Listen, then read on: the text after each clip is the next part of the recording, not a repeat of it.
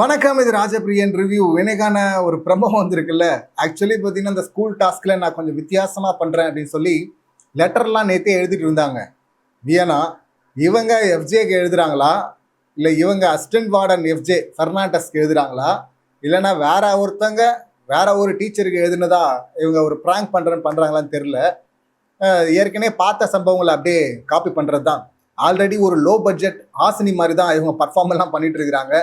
இவங்களுக்கு கொடுக்கப்பட்ட அட்வைஸே என்ன, ராணுவ மூலியமா வீடியோ மூலியமா கொடுத்தது, ரொம்ப கிரிஞ்சு பண்ணாதம்மா, இங்கே நீ பேசுறதே புரியுதுமா, நார்மலாக பேசுமா அப்படின்னு சொல்லிட்டு அவங்க பிஆர் டீமே கதறாங்க. ஏன்னா மக்கள் அவ்வளோ கழிவு ஊத்துறாங்க, லோ பட்ஜெட் ஆசினி ஓவரா இருக்கு அப்படின்னு சொல்லிட்டு. ஸோ ஆனாலும் பார்த்தீங்கன்னா இவங்க ஓவராக தான் பண்ணிட்டு இருக்கிறாங்க. இந்த ப்ரமோவில் பார்க்கும்போது பொருட்கள்லாம் திருடி எடுத்துகிட்டு போய் வைக்கிற அந்த வேலையை பார்க்குறாங்க. அமித் பார்த்தீங்கன்னா அவர் ஸ்பேஸை தேடிட்டு இருக்காரு. அவருடைய பொருள்லாம் எடுத்துகிட்டு போயிட்டு ஷூவெல்லாம் எடுத்துகிட்டு போய் பெட்டு கட்டிலெல்லாம் போட்டு வச்சிருக்கிறாங்க.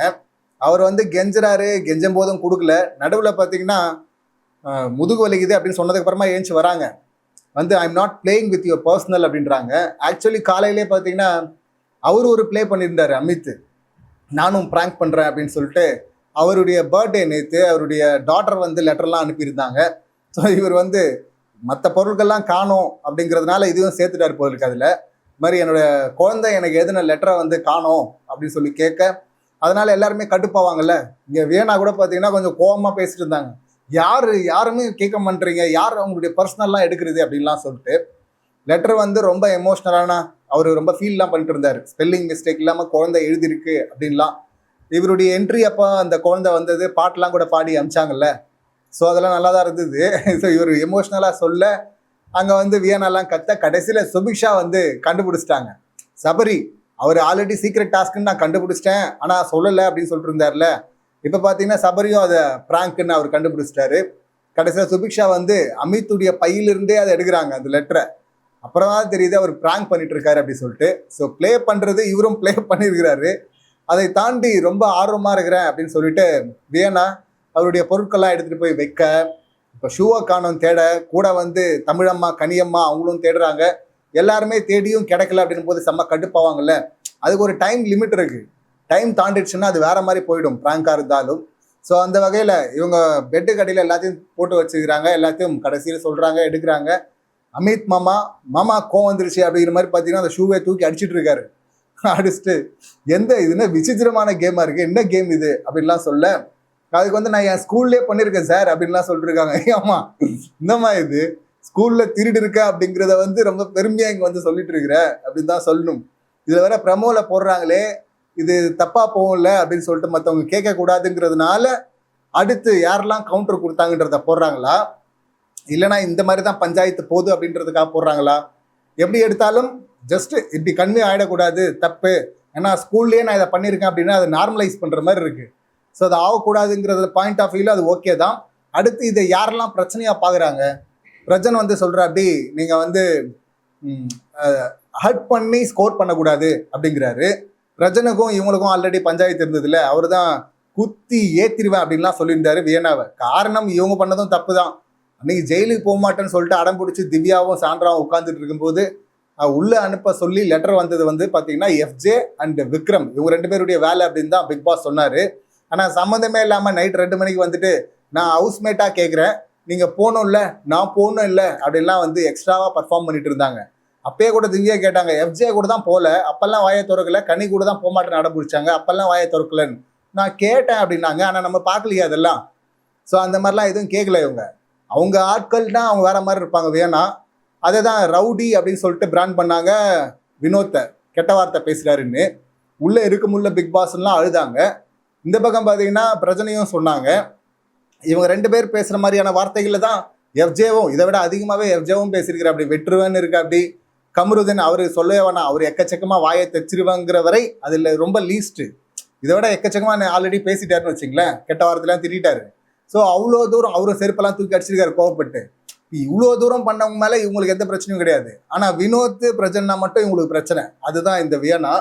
இவங்களுடைய ஆட்டம் ஒரு டுபாகூர் ஆட்டம் அப்படின்னு சொல்லிட்டு கண்டுபிடிச்சிட்டாங்க. ஸோ இங்கே பழி தீக்கிற மாதிரியும் இருக்குல்ல, பிரஜனுக்கு சான்ஸ் கிடைச்சிருச்சு. அவர் தான் பிரின்ஸிபல். இங்கே இந்த மாதிரி ஹட் பண்ணிலாம் கேம் ஆடாதுமா அப்படின்னு சொல்லிட்டு. ஏன்னா நார்மலாக இது வேற யாராவது பண்ணியிருந்தா வியனா இதுதான் சொல்லுவாங்க, ஹட் பண்ணி ஸ்கோர் பண்ணாதீங்க அப்படின்னு. இப்போ வியனாக்கே அதை திருப்பி கொடுக்குறாரு. அடுத்து பார்த்தீங்கன்னா சாண்ட்ரா எந்த ஆஸ்திரேலியுமே இந்த மாதிரிலாம் பண்ண மாட்டாங்க அப்படின்ட்டு இருக்கிறாங்க. எஸ், இது நான் கேரக்டருக்காக பண்ணேன் அப்படின்லாம் வந்து ரொம்ப ஒப்பேத்த முடியாதுல்ல. அவுட் ஆஃப் த பாக்ஸ் போய் உங்களை யாரும் பண்ண சொல்ல கேரக்டருக்காக. அதை விட ஒஸ்ட் திங்கெல்லாம் இவங்க பண்ணிட்டு இருக்கிறாங்க. ஏங்க இது வந்து ஹை ஸ்கூல். இது ஹை ஸ்கூலில் வந்து இந்த பெண் ஒரு ஸ்டூடெண்ட்டுக்கு பார்த்தீங்கன்னா அசிஸ்டன்ட் வார்டன் எஃப்ஜே வந்து அவர் பெல்ட் எல்லாம் மாட்டி விடுவாரா? இதில் கேமராலாம் இங்கே பார்க்குது அங்கே பார்க்குதுன்னு வேற இவங்க பயப்படுறாங்க. எல்லாத்தையும் பண்ணிடுறாங்க. அப்புறம் வீட்டுக்கு போனால் சேர்க்க மாட்டாங்க, துரத்திடுவாங்க. அப்புறம் வந்து அம்மா பார்த்தாங்கன்னா கொன்றுவாங்க. இதெல்லாம் சொல்கிறாங்க. அவங்களுக்கே அது புரியுது, இது எல்லாம் மீறி போகிறாங்க அப்படின்னு சொல்லிட்டு. ஆனாலும் பார்த்தீங்கன்னா அதை பண்ணுறாங்க. நைட்டு போயிட்டு எஃப்ஜே ரூம்லலாம் இருந்துருக்குறாங்க. அதை பற்றி ஒரு கம்ப்ளைண்ட் வந்திருக்கு. அது வேற கம்ப்ளைண்ட்டை தனியாக பார்ப்போம். ஸோ இந்த மாதிரிலாம் இவங்க ஆடிட்டு இருக்காங்களா? இந்த மாதிரி எக்ஸ்ட்ரீமாக பண்ணதுக்கு எந்த ஹாஸ்டல்லையுமே இதை பண்ண மாட்டாங்க அப்படின்னு சொல்லிட்டு சாண்ட்ரா வெர்சஸ் வியனா அந்த பஞ்சாயத்து தான் இருக்குல்ல, ஜெயில் மேட்ரு. அது இல்லாமல் பிரஜனை வந்து பெருசாக கோத்து விட்டது சாண்ட்ரா, அவர் எக்ஸ்போஸ் ஆனதும் அதில். ஸோ அதனால அவங்க சொல்கிறாங்க பார்வதி இந்த பக்கம் வியனா எஃப்ஜே மேலே என்ன கேஸ் எழுதுறமோ அதை விட டபுளாகவே எழுதணும். டபுளாங்கிறதுல 2 பேரும் போட்டு பண்ணிட்டு இருக்கிறாங்க. அந்த கேஸ் பார்வதி மேலேயும் இருக்கு, பார்வதி கமருதன் மேலே. இங்கே பார்வதி வந்து பார்த்தீங்கன்னா திஸ் இஸ் எக்ஸ்ட்ரீம்லி பேட் அப்படின்லாம் சொல்லிட்டு இருக்கிறாங்க. ஆமாம், ரொம்ப மோசமாக தான் போயிட்டு இருக்காங்க. அந்த வார்த்தையை வந்து இந்த திருட்டு மேட்டருக்கும் சொல்லலாம், அதை தாண்டி பர்சனலாக பண்ணுறாங்கல்ல அதுக்கும் சொல்லலாம். ஸோ அதுக்கப்புறமா என்ன பண்ணுவாங்க, வேணா நார்மலாகவே பார்த்தீங்கன்னா இந்த மாதிரி ஒரு ட்ராமா பண்ண போயிடுவாங்க. கேமரா எங்கே இருக்குது அப்படின்னு சொல்லிட்டு ஓவராக கேமராவை பார்த்துக்கிட்டே இருக்குது. கேமரா மற்றவங்க எல்லாரையும் பார்க்குது. மற்றவங்கலாம் எப்பயாச்சும் தான் வந்து கேமராவை பார்க்குறாங்க. ஆனால் இவங்க எப்போவுமே கேமரா பார்த்துக்கிட்டே தான் இருக்கிறாங்க. பண்ணுறதெல்லாம் பண்ணிடுறாங்க. அதுக்கப்புறம் வந்து அம்மா துரத்துவாங்க, அம்மா கொன்றுவாங்க அப்படின்லாம் வேற சொல்கிறாங்க. இதில் டாஸ்க்கு அப்படின்னாலும் ரொம்ப நேரம் அலைய விட்டுருக்காங்க போல இருக்குது. அதனால தானே அமித் மாமாக்கே கோவம் வருது, ஷூலாம் தூக்கி அடிக்கிறாரு. ஸோ அதுக்கப்புறமா இங்கே முட்டு கொடுக்குறது யார் பாருங்க, நம்ம விக்கல்ஸ். நார்மலாக மற்றவங்க பண்ணால் அவர் கொடுக்க மாட்டார், இங்கே வந்து முட்டு கொடுக்குற சார் அந்த இம்மெச்சூர் ஏஜ் அதனால அப்படி பண்ணிட்டாங்க அப்படின்லாம் முட்டு கொடுத்துட்ருக்காரு. ஸோ அதெல்லாம் பார்க்கும்போது இன்னும் அந்த குரூப்பு இன்னும் ஸ்ட்ராங்காகவே வளர்ந்துட்டு இருக்கு. உள்ள கோல்டு வார் போயிட்டு தான் இருக்குது. அது வெடிக்கும் சீக்கிரமாக வேறு பஞ்சாயத்தில் அப்படின்னு சொல்லிட்டு நினைக்கிறேன். அதுக்கப்புறம் ஒரு அழுது பர்ஃபார்மன்ஸ்லாம் போடுறாங்க. இப்போ டேஞ்சர் ஜோனில் இருக்கிறாங்க வேணா கடந்த 2 வாரங்களாகவே. இப்போ அடுத்தடுத்து பண்ணுற சம்பவங்கள்லாம் இன்னும் டேஞ்சரில் எடுத்துகிட்டு போய் நிப்பாட்டோம் அப்படின்னு நினைக்கிறேன். இது எந்த வகையிலுமே ஸ்கோர் ஏற்றாதுன்னு தான் நினைக்கிறேன். இது 1-2 கமெண்ட்ஸ்லாம் பார்த்தா செம காமெடியாக இருக்குது. இந்த ப்ரமோக்கு வந்தது, எங்கள் குழந்தைக்கு வந்து 8 வயசு ஆகுது, என் குழந்தை இதை விட மெச்சூர்டாக நடந்துக்கும் அப்படின்லாம் சொல்கிறாங்க. அதே போல் லோ பட்ஜெட் ஆசினி அப்படின்னு சொல்லிட்டும் அந்த டேக் தொடர்ந்து நிறைய பேரால் அது பதிவு பண்ணப்படுது. எஃப்ஜே தலையாக இருக்கிற அப்படி, இந்த பக்கம் அசிஸ்டன்ட் வார்டனாகவும் இருக்கிற அப்படி. ஆனாலும் பார்த்தீங்கன்னா எஃப்ஜே அவருடைய ரூமில் இருக்கும்போது இவங்க அவங்க ரூமில் போய் பேசிகிட்டு இருந்துருக்குறாங்க. இது வந்து டாஸ்க் வந்து 24/7 டாஸ்க்கு, இதுக்கு பிரேக் எல்லாம் கிடையாது அப்படின்னு சொல்லிட்டு பிக் பாஸ் சொல்லிட்டாரு. ஸோ அப்படி இருக்கும்போது ஸ்டூடெண்ட்டாக அங்கே போனாலும் அது தப்பு தானே. அது ரொம்ப பெரிய தப்பு இல்லை அந்த ரூமில் அசிஸ்டன்ட் வார்டன் ரூமில் இருக்கிறது. ஸோ அதை வந்து பார்த்துட்டாங்க, அது ஒரு கம்ப்ளைண்ட் ஆகுது. காலையிலே வந்து இவங்க வந்து சொல்லிட்டு இருந்தாங்க, அவங்க நெருங்கிய தோழி சுபிக்ஷா இருக்கிறாங்களே, அவங்க வந்து விக்கல்ஸ் கிட்ட சொல்லிட்டு இருந்தாங்க, இந்த மாதிரி நைட் ஏதோ பிரச்சனை 2 பேருக்கு நடுவில், பேச மாட்டியான்னு கேட்டிருந்தா திடீர்னு பார்த்தா ஆளை காணோம். அந்த பக்கம் பார்த்தா எஃப்ஜே இருக்கிறான், ரூமில் படுத்து தூங்கிட்டு இருக்கான். இவ்வளோ மட்டும் காணோம், எங்கே போனான்னு தேடிட்டு இருந்தோம். அவன் படுத்துட்டு இருக்கிறான். அந்த பக்கம் சோஃபாவுக்கு பின்னாடி வந்து கால் நீட்டிட்டு இவன் மறைஞ்சு உட்காந்து பேசிட்டு இருக்கிறா. அவன் தான் தூங்கிட்டான்னு சொல்கிறாங்களே, யார் கூட பேசிட்டு இருக்கான்னு பார்த்தா அப்புறம் தான் தெரியுதான் அவனும் தூங்கலை அப்படின்னு சொல்லிட்டு. ஸோ அந்த சம்பவமும் இப்போ பஞ்சாயத்துக்கு வருது. பார்ப்போம் இன்னும் என்னென்ன பஞ்சாயத்துகள் வருது அப்படின்னு சொல்லிட்டு. இந்த சம்பவங்களை நீங்கள் எப்படி பார்க்குறீங்க, உங்கள் கருத்துக்கள் என்ன அப்படிங்கிறது கமெண்ட் பண்ணுங்கள். மீண்டும் அடுத்த வீடியோவில் சந்திக்கலாம். நன்றி, வணக்கம்.